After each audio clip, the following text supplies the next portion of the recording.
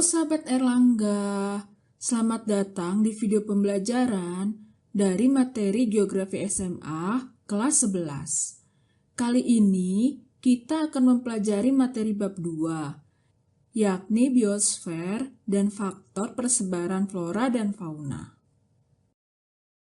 Hingga saat ini, planet Bumi merupakan satu-satunya planet di dalam tata surya yang memiliki kehidupan.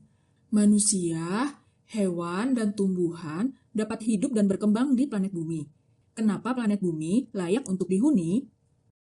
Bumi layak dihuni karena memiliki unsur-unsur yang dibutuhkan untuk dapat bertahan hidup. Apa saja? Ada udara, seperti oksigen dan karbon dioksida untuk bernapas, serta gas-gas lain yang penting untuk menjaga suhu bumi. Nah, udara ini terdapat dalam lingkup atmosfer.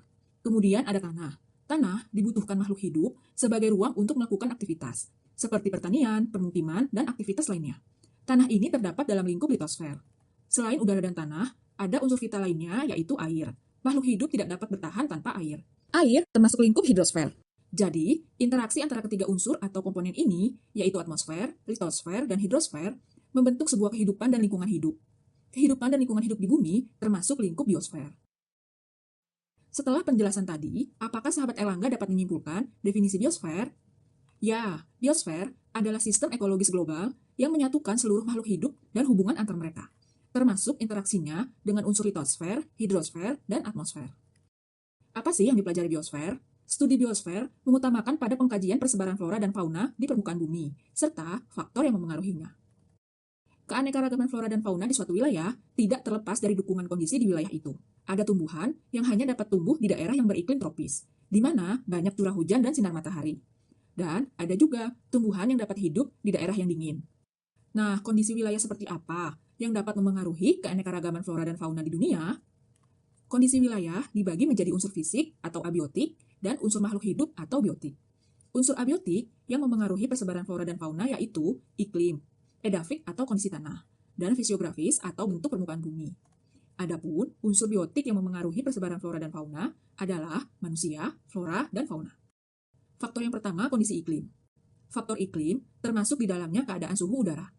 Secara umum, wilayah yang memiliki suhu udara tidak terlalu dingin atau tidak terlalu panas merupakan habitat yang sangat baik atau optimal bagi sebagian besar kehidupan organisme. Karena suhu yang terlalu panas atau terlalu dingin merupakan salah satu kendala bagi makhluk hidup. Keadaan kelembapan udara. Beberapa jenis tumbuhan sangat cocok hidup di wilayah kering. Ada juga jenis tumbuhan yang hanya bertahan hidup di atas lahan dengan kadar air selalu tinggi. Misalnya, kaktus mampu bertahan di lingkungan kering, anggrek di lingkungan lembab, eceng gondok di lingkungan basah, dan pohon jati bertahan pada perubahan musim. Keadaan sinar matahari. Sinar matahari diperlukan untuk tumbuhan melakukan proses fotosintesis. Keadaan curah hujan. Wilayah yang memiliki curah hujan tinggi umumnya merupakan kawasan yang memiliki jenis spesies lebih banyak daripada wilayah yang relatif kering. Faktor kedua yaitu faktor edafik atau kondisi tanah. Unsur-unsur tanah yang berpengaruh diantaranya pH tanah, kandungan air dan udara, tekstur tanah, struktur tanah, dan jenis tanah. Tanah merupakan media tumbuh dan berkembangnya tanaman. Tingkat kesuburan tanah merupakan faktor utama yang berpengaruh terhadap persebaran tumbuhan.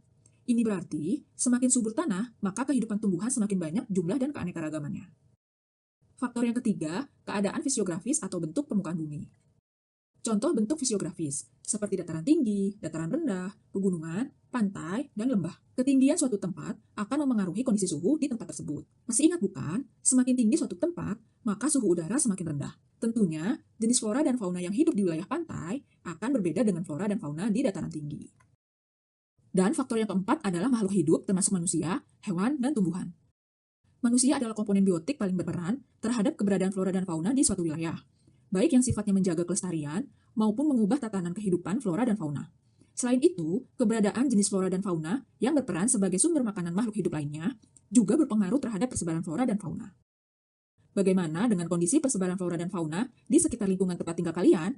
Sekarang, sahabat Erlangga sudah dapat melakukan analisis kondisi lingkungan di sekitar tempat tinggal dan hubungannya dengan keanekaragaman hayati yang ada di dalamnya.